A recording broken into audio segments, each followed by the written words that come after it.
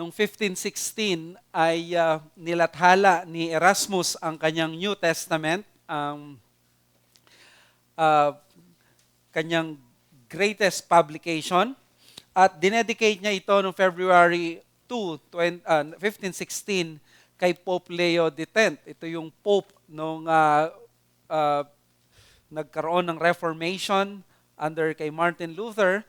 It is no accident that after 1 year, there was this Reformation because nung lumabas ang New Testament ni Erasmus na tutunan nila Martin Luther na basahin ang salita ng Diyos mismo mula sa Greek, sa original.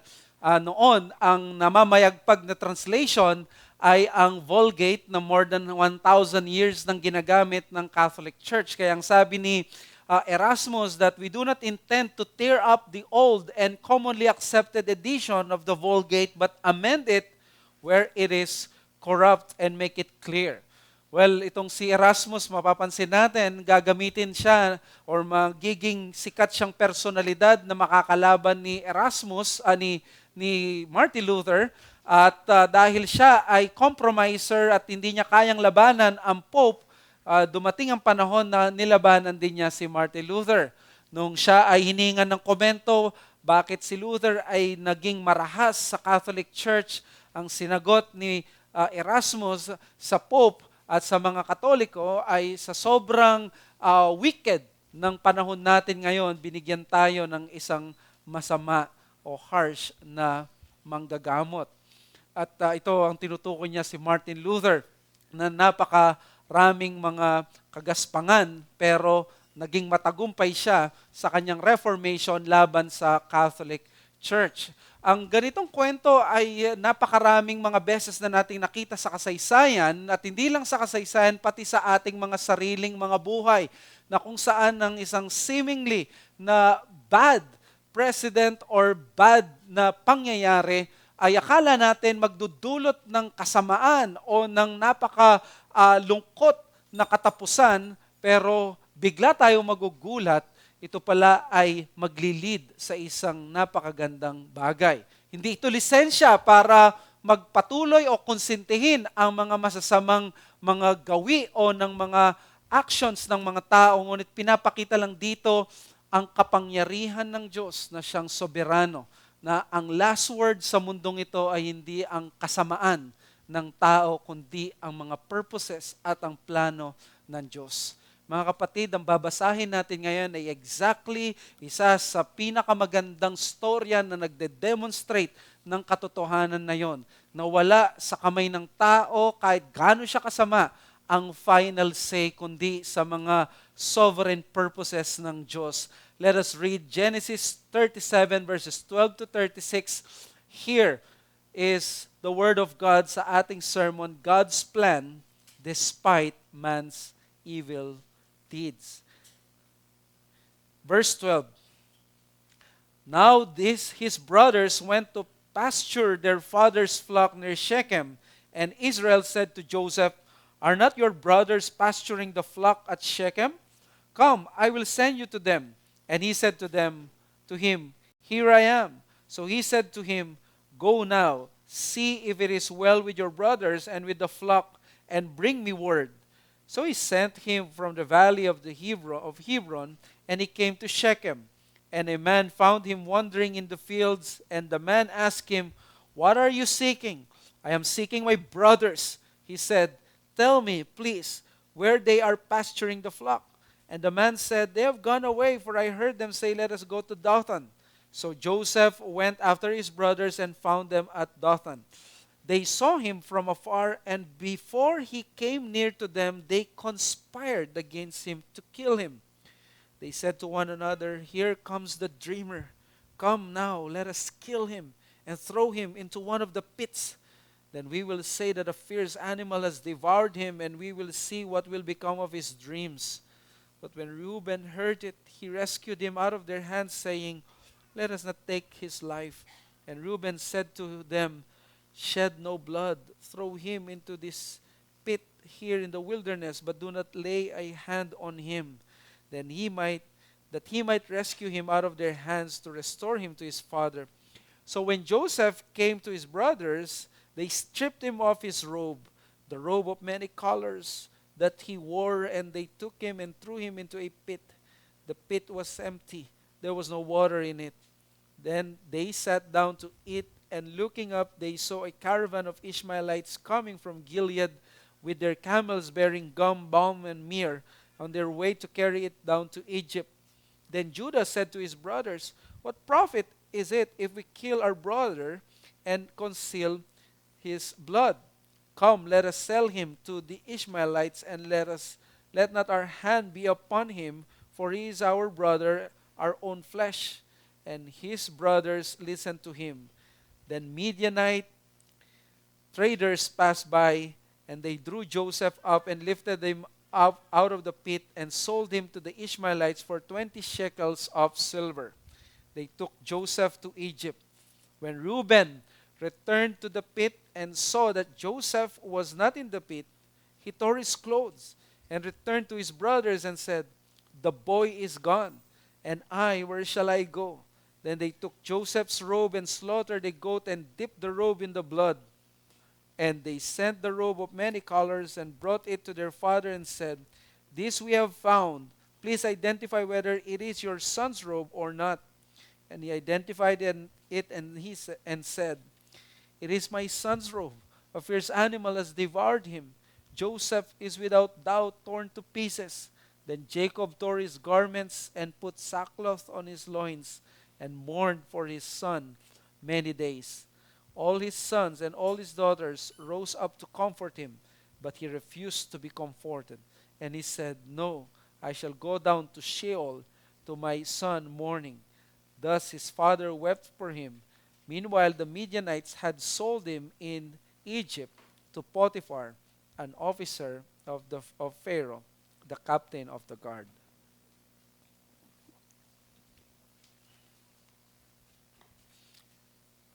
Mga kapatid, here is the tapestry of the providence of God that is inspired Word of God. Ang Genesis 37 hanggang 50 is considered to be the longest and the most masterful narrative in not only Genesis but in the entire Bible. Ito yung kinikilala na isang nobela dahil sa haba at malapelikulang storya ng providence ng Diyos ng buhay ng isang tao na pinili niya at pinaboran at ngunit inalipusta ng mga tao na malapit sa kanya at tinangka siyang patayin, tinapon sa hukay at tinintay na mamatay. Yun sana magiging plano. Sa huli, binenta na lamang siya sa mga dayuhan at itong evil na ito ay nangyari. How dark and how evil itong ginawa ng mga kapatid niya. But this is the story of Joseph. Now, according kay Liam Gallagher, the story of Joseph is one of the best told stories of all time. It is a tale of a hero who overcomes all the odds, surviving to become a great man of his time. It has all the elements of a gripping story: conflict, envy, murderous intention, sexual temptation, desperate circumstances, improbable coincidences, and even supernatural interventions.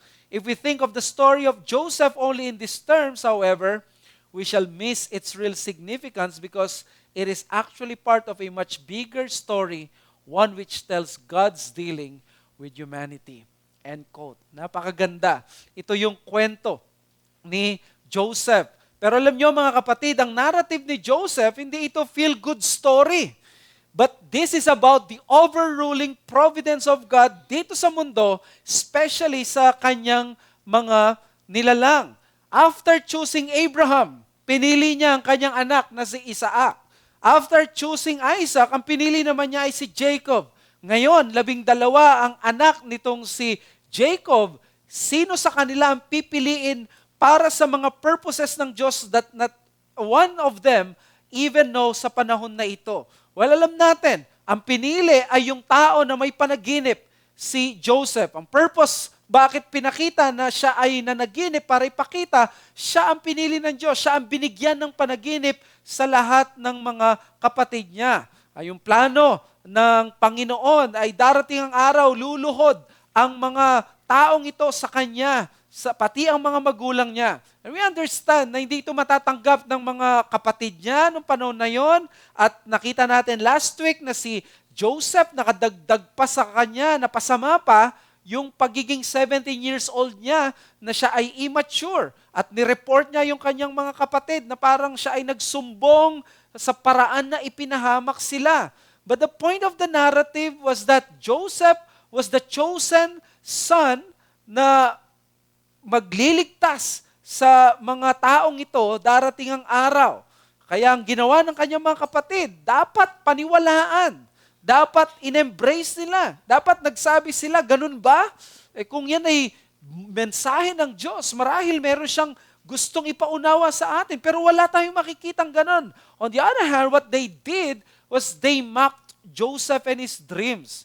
And this is not an isolated case. Pinapakita lamang ng text na ito na ganito ang mga kapatid ni Joseph. Pinapakita niya, sinisiwalat niya sa kanila yung kanilang mga puso that they are truly unworthy doon sa spiritual blessings. But the story is letting us know already what will happen. Doon sa verses 1 to 11 na nakita natin, ilang beses binanggit dyan yung dreamer. Ilang beses binanggit dyan na they could not speak kindly to him. Bakit? Ang ginagawa ng author, binibuild up niya yung story para pagdating sa verses 12 to 36, which is our passage, maintindihan natin. So sa 1 to 11, binild up, pinrepaire na niya tayo, ganito nangyayari, palala ng palala ito. Sasabog na ito isang araw at kailangan meron na lang mangyari na tamang pagkakataon at doon na mangyayari yung nakakatakot. So you see, as expected, mabilis ang pacing ng kwento sa biblical narrative. In our passage today, nasa pivotal point na ng kwento itong si Joseph na kung saan siya ay pagtataksilan at siya ay sasaktan ng kanyang mga sariling kapatid. So dito, he would have this famous story of Joseph being sold to slavery. But of course, the point of the story is not simply about the family of Jacob and sibling rivalry. This Genesis is a redemptive book and with a redemptive message. In other words, this passage reveals to us that God has a plan. At sinimulan na niya yung plano na yon, at itong si Joseph at yung mga kapatid niya, hindi nila alam, pero nandoon sila sa loob ng plano ng Diyos. Hindi para gawin silang robot, kundi para ipakita ang Diyos ang may kontrol sa lahat ng mga mangyayari. Walang mangyayari dito sa Genesis 37 dahil ginusto lamang ito ng kanyang mga kapatid.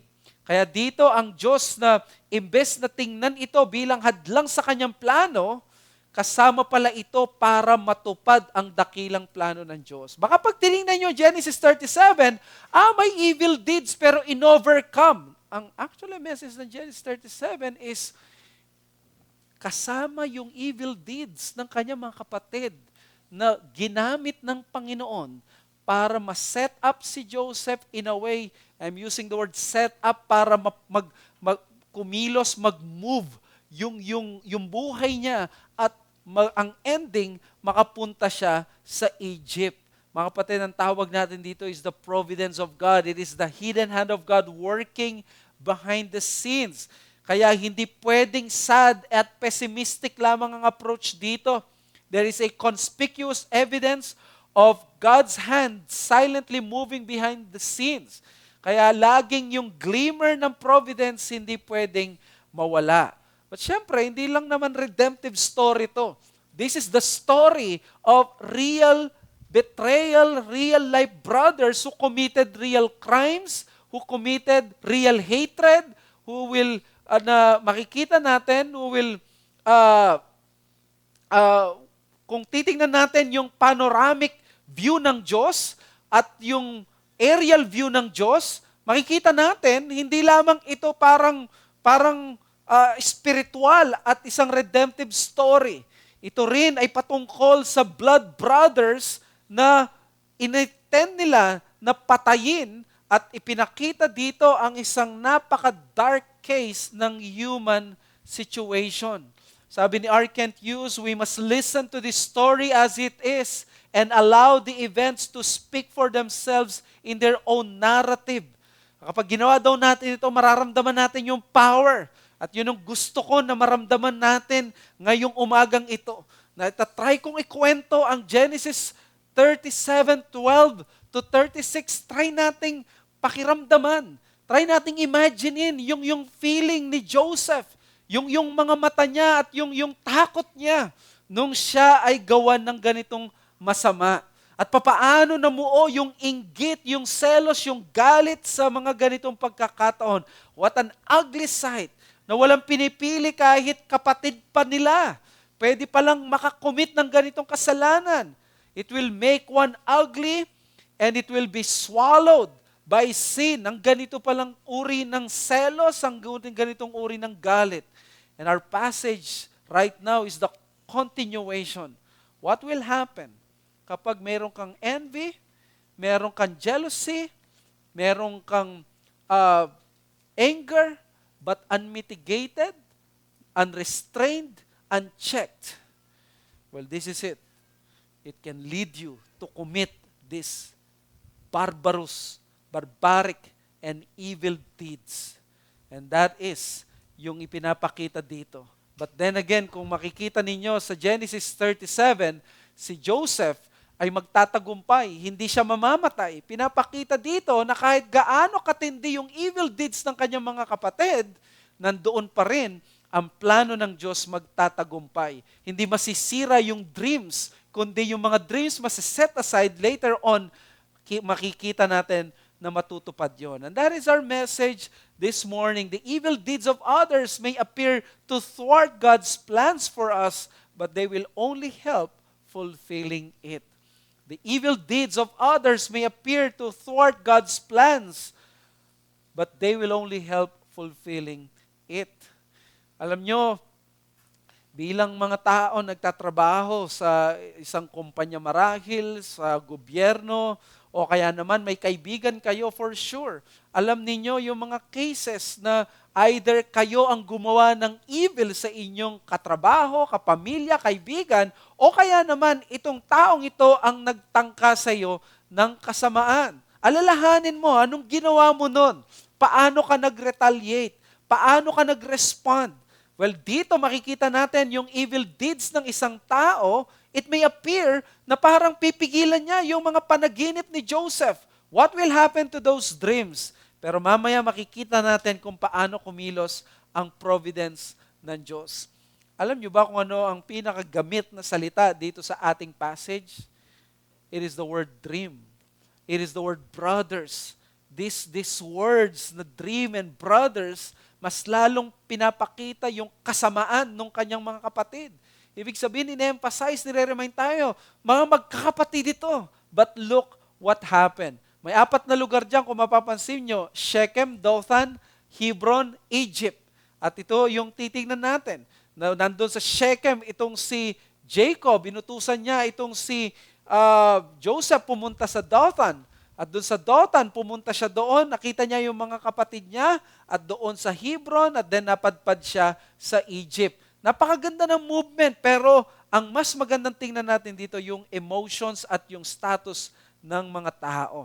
So, here, sa ating pinag-aaralan, what does the narrative teach us about the evil deeds of others and God's providence? It is my prayer na mangusap ang Panginoon sa atin dito, na itong mga nangyayaring ito sa buhay ng isang katulad ni Joseph at marahil sa atin bilang mananampalataya, hindi ito magpipigil sa kalooban ng Diyos.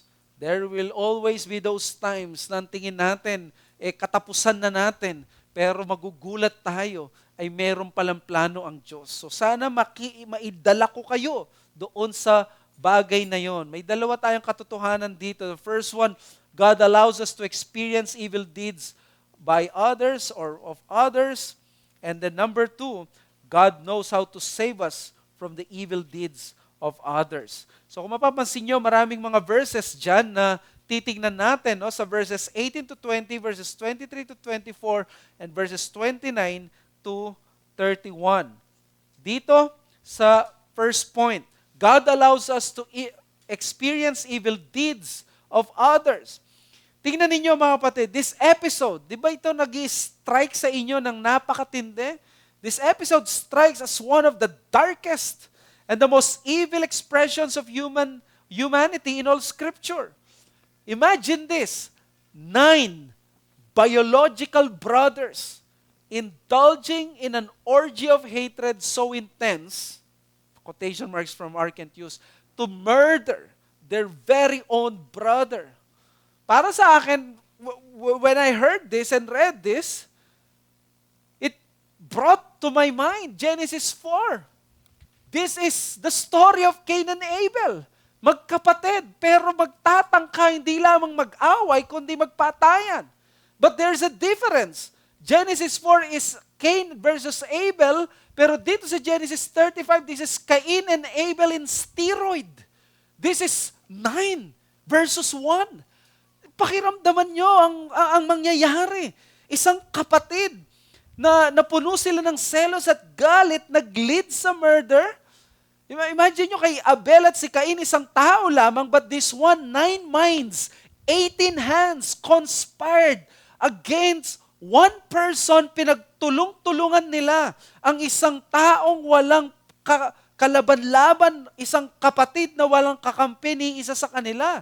Kung ikaw ay meron kang 5 kapatid, 3 kalaban mo, 2 isa ang kumakampi sa'yo, mapalad ka pa. Ito, 11 kapatid niya, 9 dito ay magkakasama, yung si Reuben ay wala siya nung panahon na ito. You know, ano makikita niyo dito?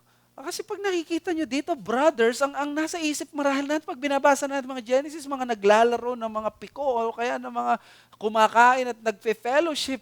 No, try to think of here as a bloodthirsty mob of adult men ready to massacre their own brother.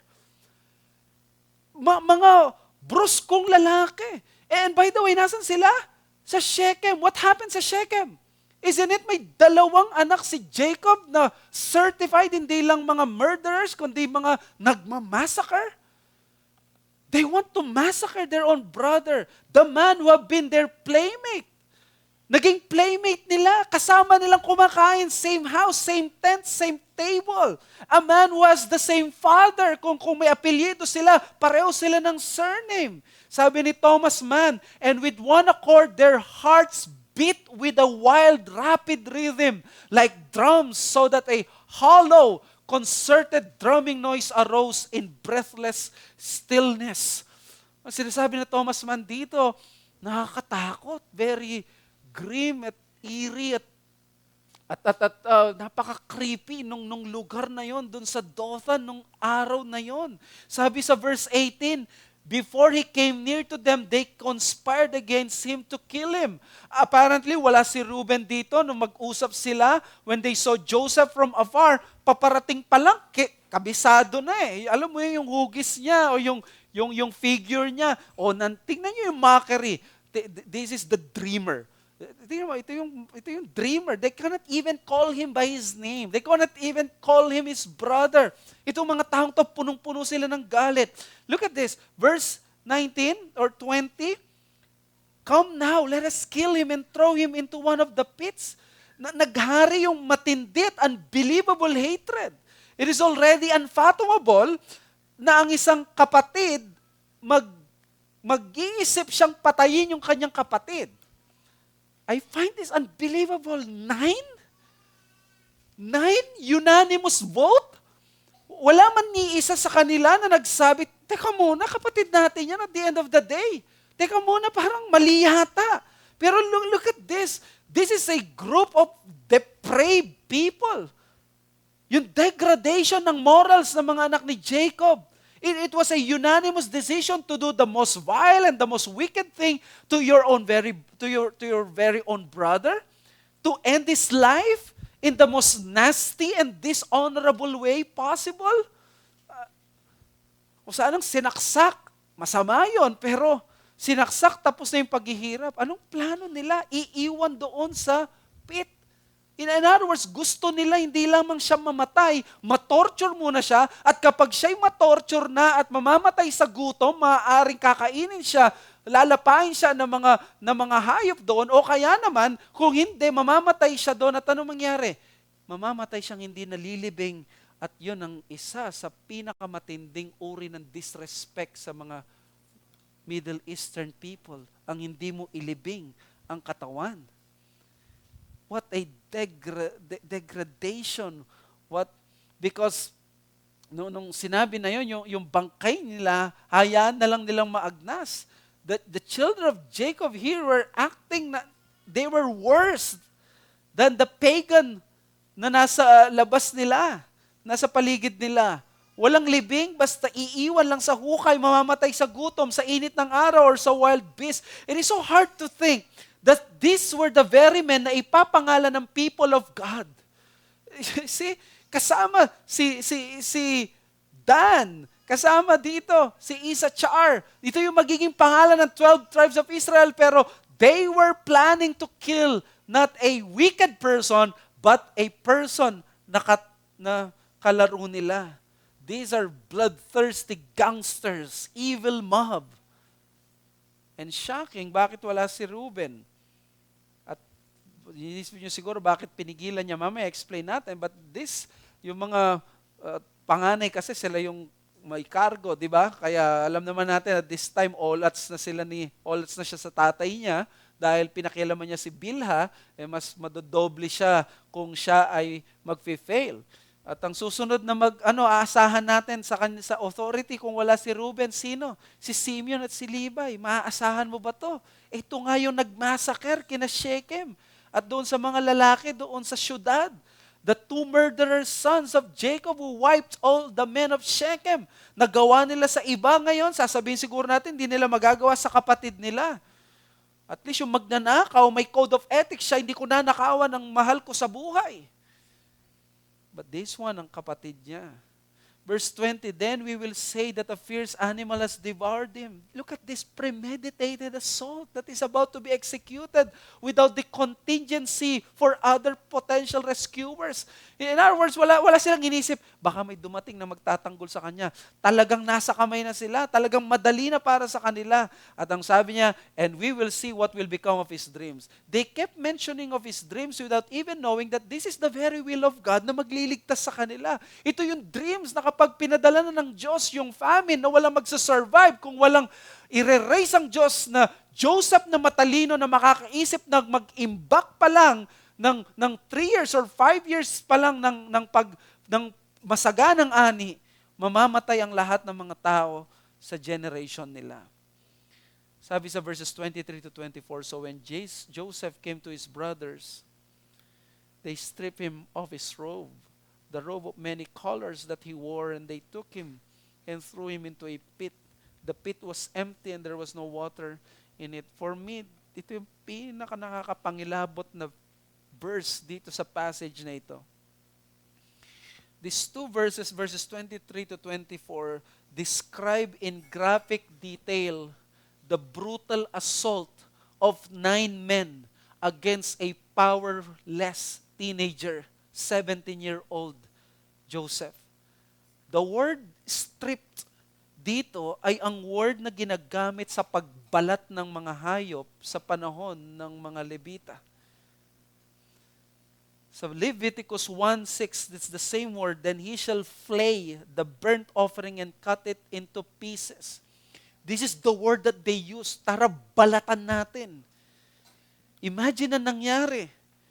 Kung ikaw si Joseph, 17 years old, imagine mo sarili mo, teenager ka, and then you have 9 capable men of murdering many men. 9 powerful, 9 capable men, just simply overwhelming. Nagpupumigla siguro si Joseph. Ini-imagine ko parang siyam na galit na aso, na punong-puno ng galit. Alam mo, kagat sila ng kagat, o kaya ano mahablot nila. Siguro kanya-kanyang suntok sila sa kanilang kapatid. Binubuhos na nila ngayon yung unmitigated na nagalit nila, yung selos nila. Walang pagsisisi to. Nung nailabas na siya doon nung nahulog na siya doon sa pit, ang ginawa pa ng mga to, nag-food fellowship. Nagpa-order pa ng Grab at kumain pa. Ganon kasama itong mga magkakapatid na to. Marami tinadyakan, sinuntok, hinablot, pinagsasampal. But look at that. That's what happened dito. And ang passage, very clear siya na hindi niya nire-record ang anumang salita ni Joseph. And that is intentional. You know why? Because when you go to Genesis 42, kapag dumating na yung time na sila na ang magko-confess ng kanilang kasalanan, sasabihin nila doon na may mga words palang sinabi si Joseph sa kanila ng pagmamakaawa, pero hindi sila nakinig. In other words, what the narrator is doing to us is, sinasilence niya si Joseph, hindi niya gustong magsalita si Joseph, hindi niya gustong ibigay yung angulo, yung zoom, yung camera kay Joseph. Ang gusto niyang ipakita yung pagiging biktima ni Joseph, yung naranasan niya na paghihirap at yung naranasan niyang evil sa kanyang mga kapatid just because he had that dream na pinili siya ng Panginoon. You know, ang text na ito has a lot of things to say about reality and about redemption, but it tells us one thing: even the choicest servants of God may experience the worst kind of evil imaginable in this life. Kung servant ka ng Diyos, kung anak ka ng Diyos, listen to this: you are not living in a sinless world. You're not living in a paradise na kung saan mayroon kang magiging katrabaho na hindi ka pagtatangkaan ng masama, o kaya naman maglalakad ka sa lansangan ng Metro Manila at ang lahat ng mga tao iniisipan ka kung paano ka gawan ng mabuti. Wala ka sa ganung mundo. Ang pinapakita niya dito, this is the reality of the pilgrim life. Ito ang reality ng buhay natin sa totoo lang. Ito yung mas biblical. Alam natin, mas madali sa ating maniwala na kapag lingkod ka ng Diyos, kapag anak ka ng Diyos, ay maraming kapahamakan, maiiwas ka. And that is true at times because God is a caring and a protective God sa kanyang mga anak. He will never forsake His people.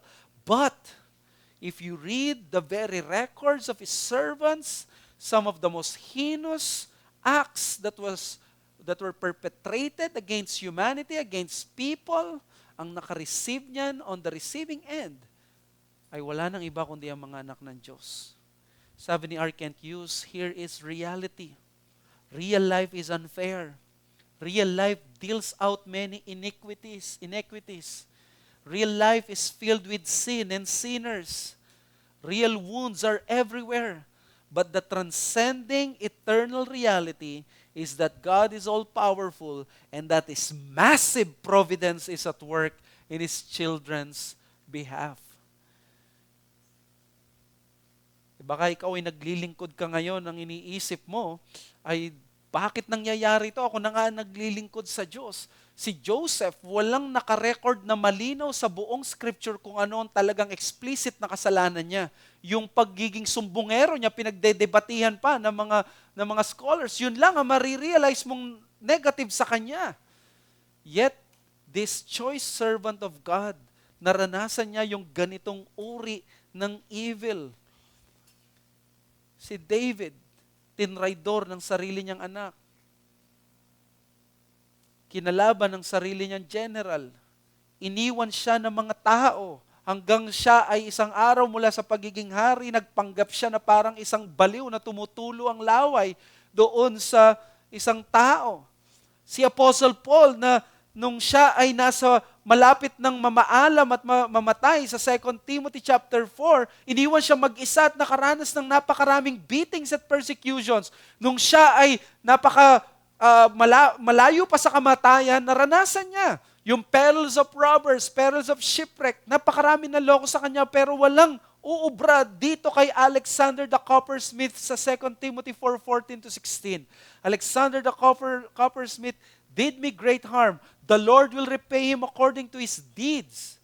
Beware of him yourself, for he strongly opposed our message.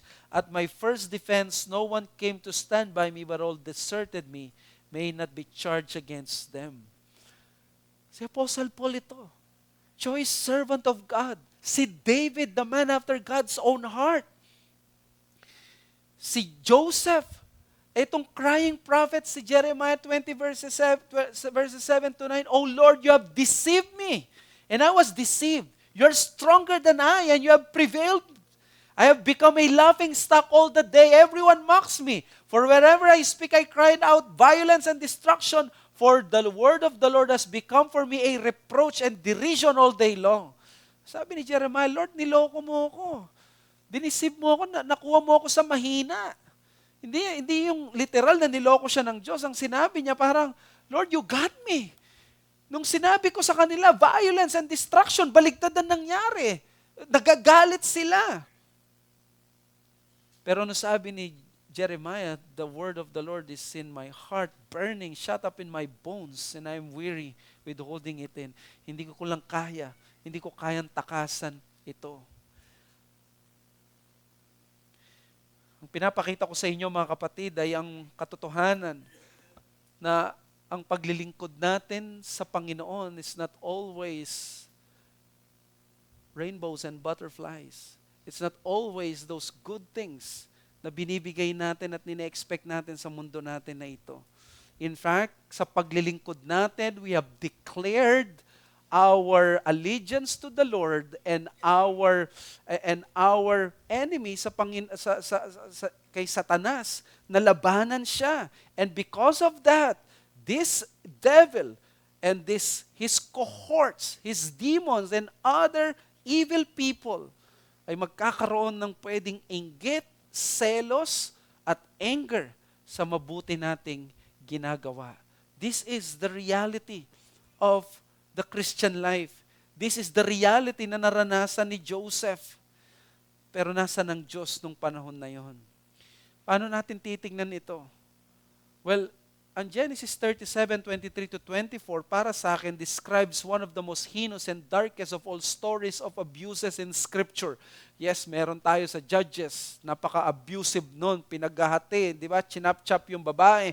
Pero dito, 9 verses 1, in full anger and evil intentions ng isang mob of men trying to exact revenge upon a defenseless and powerless brother.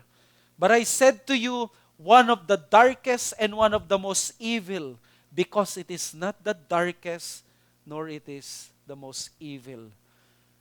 The greatest evil act of men in Scripture, it's not about Joseph being stripped and abused by this mob, but it is about that another Joseph who in one single event in Scripture and in history, naroon, he was not only abused, he received beatings, smitings, spitings, mockings. But this man is that greater and better than Joseph because he knew he was the special object of his father's love. Si Joseph, special object siya ng father's love, ganun din ang Panginoong Yesus. Tingnan ninyo kapag kakapareho nila, not even once ang Panginoong Yesus ginamit niya yung kanyang special status and privilege to make his brothers jealous. Hindi siya nag-report ng bad report against his brothers. He is better than Joseph because he did not plead to his tortures while being exacted with pain and affliction. Ang kanyang inextend sa kanila hindi pagmamakaawa, kundi ang sarili niyang awa. Ang sinambit niya sa kanila ay hindi paghingi ng forgiveness, kundi panalangin sa Ama to forgive his executioners because they did not know what they were doing. Joseph pleaded before his brothers to escape his own torture. But Jesus pleaded with his Father, yet in the end, he asked that his will be done. Ito yung Savior natin. Na kahit nakita natin nangyayari to kay Joseph, mas matindi pa lang nangyari sa Panginoong Yesus. He suffered, bled, and died. Hindi lang sa pit. Hindi lamang sa kamay ng mga kapatid, kundi sa harapan ng mga tao ng sinumpa sa lugar ng Golgotha. This is the greater Joseph who reminds us na ang totoo, we have been like the brothers of Joseph, angry, envious, and jealous of others. We get angry and we want to kill. We are full of seething anger. Nakalimutan mo na ba yung time na sobrang galit ka, na wala kang pakialam sa kapatid mo, wala kang pakialam sa pamilya mo, sa iba? Ang gusto mo lamang makapag-exact ng revenge? Do you remember kung ano yung lumabas na salita sa bibig mo nung time na yon na ngayon ikinakahiya mo, bakit na banggit mo yon? Na hindi mo iniisip ang reputation mo, ang testimony mo? Na wala lang sa'yo? Oh, kapatid, paano kung mangyari ito sa'yo?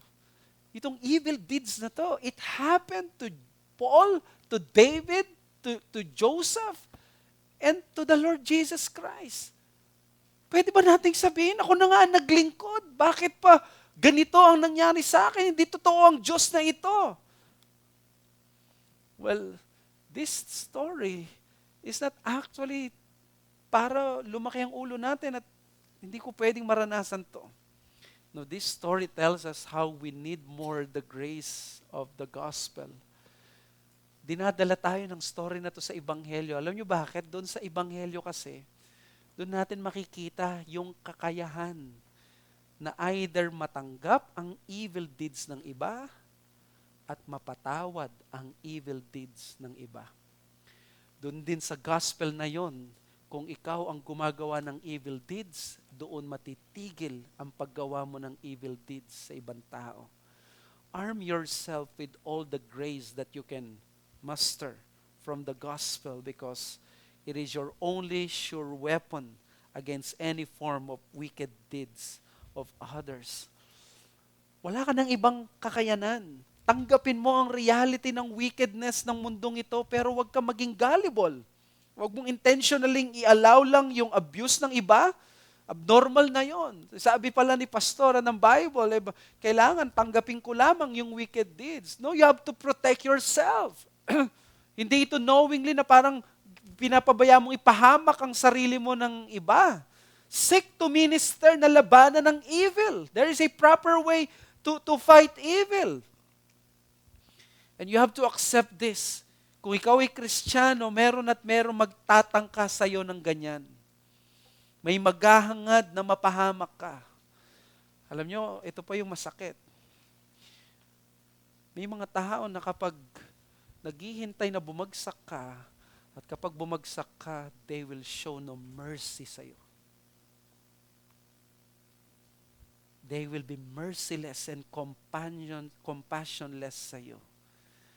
And sometimes even believers can have that kind of attitude and tendency. Itong schadenfreude ng mga unbelievers na nagwi-wish ng evil sa iba. Alam niyo, sa Romans chapter 12, doon pinakita ni Paul, ito yung attitude dapat ng mga Kristiyano, how to fight evil.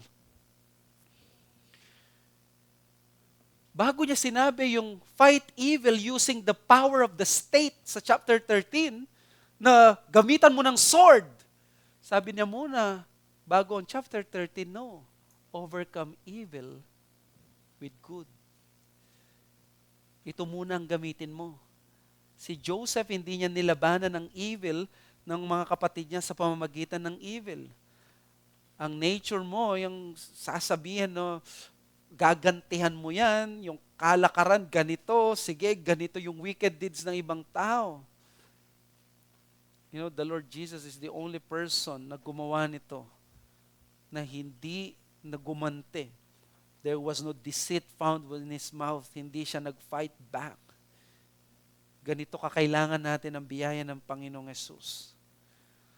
Also, another challenge is refuse to see evil as the terminal event under God's hand. Evil is always evil. Makikita mo yung kasamaan na yan ng mga tao sa paligid mo. But evil is always a means to an end while God remains holy. Hindi pwede sa kamay ng Diyos ang evil ang last chapter ng mundo.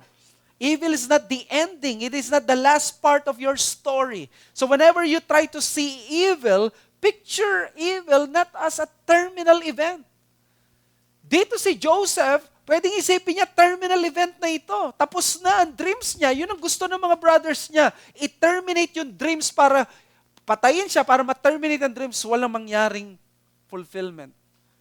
Pero hindi tinanggap yun ni Joseph. The last verse of chapter 37 is what? Joseph was in Egypt at napunta siya kanino? That's providence, kay Potiphar. In other words, a man of influence. So evil is not the ending and the last part of your story. At gusto kong manawagan sa inyo dito, sa inyo, baka may kapatid ka, meron kang kakilala, kaibigan. Baka ganito ang naging relasyon mo sa kanila. You are trying to do evil against them. Or you have done evil against them. Well, this text tells you to affirm your love and loyalty with your loved ones. I-affirm mo. Kung meron dapat nakakampi ka, yung kapatid mo yun. Baka hanggang ngayon, yung kapatid mo, kaaway mo. Baka hanggang ngayon, yung mga kamag-anak mo, mga in-laws mo, mga bayaw, yung mga hipag mo, sila yung mga kaaway mo. Kung Kristiyano ka, affirm mo yung love at loyalty mo. Dapat kayo yung nagtutulungan. Kayo yung nagpapatawaran. Hindi kayo yung nag-iisip na paano ko kaya pabagsakin itong kapatid na ito. Paano ko kaya hayaan na lumagpak siya at magawan ako ng masama. Baligtaran mo sa gospel, isipin mo ngayon kung paano mo gagawa ng mabuti yung kapatid mo na yon. Baka meron kang kapatid, kamag-anak, na ganito ang thinking mo. Atakihin mo siya ng gospel. Gawan mo siya ng mabuti.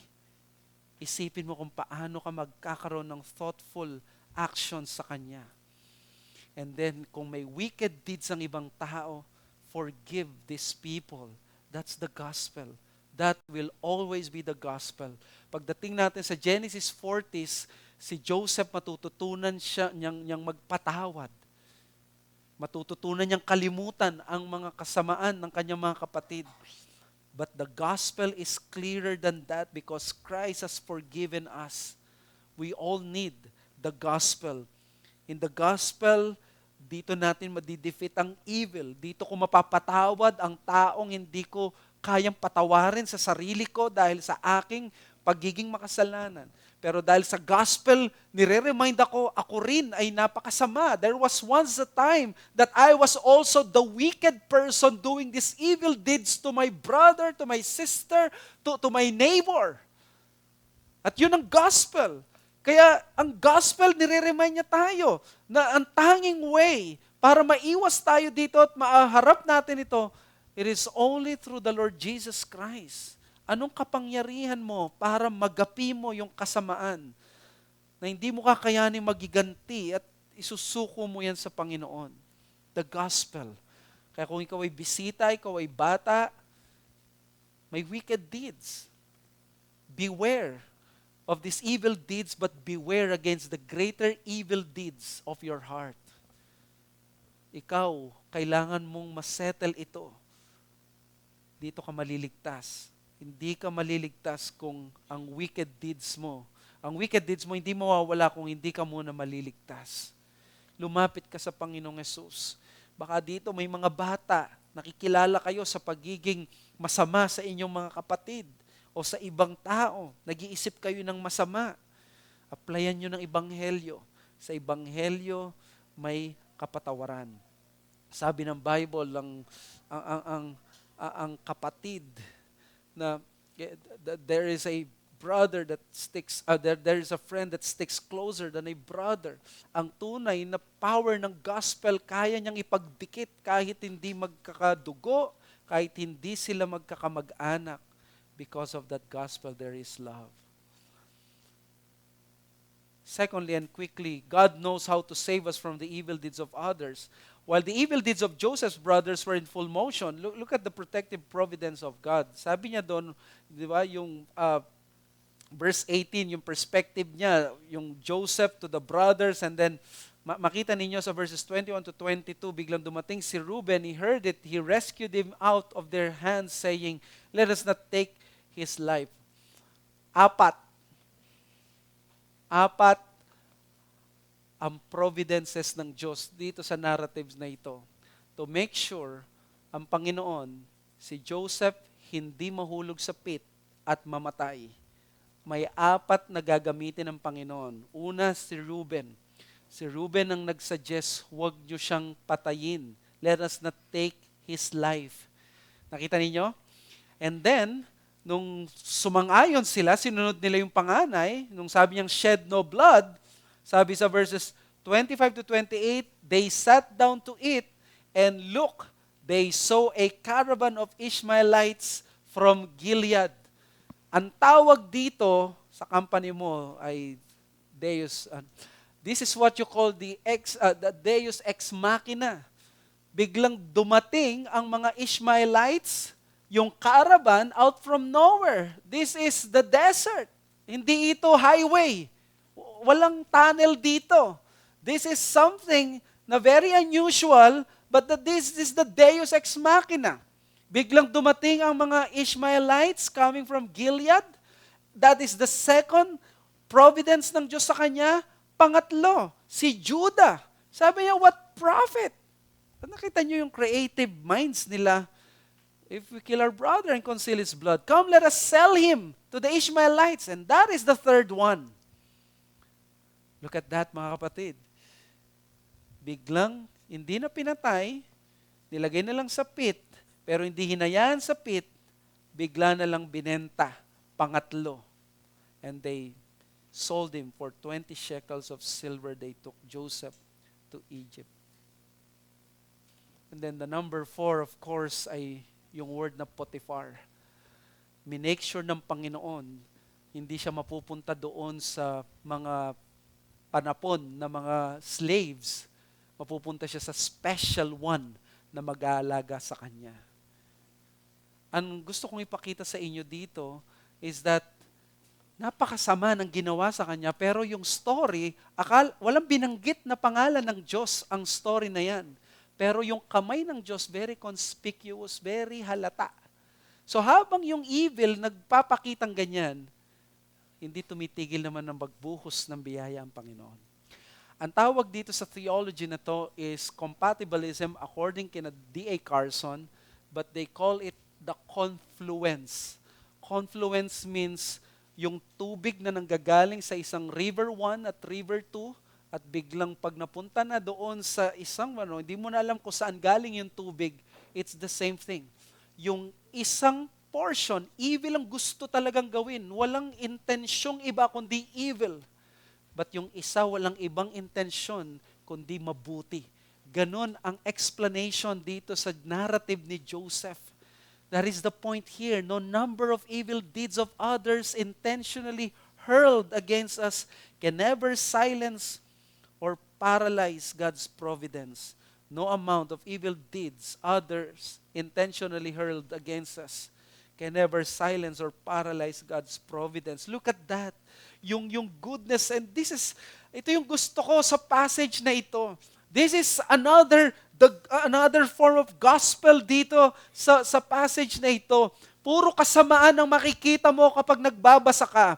Pero kapag meron kang knowledge of the gospel, knowledge of who God is, makikita mo merong palang kamay ang Panginoon, to the point yung Deus ex machina.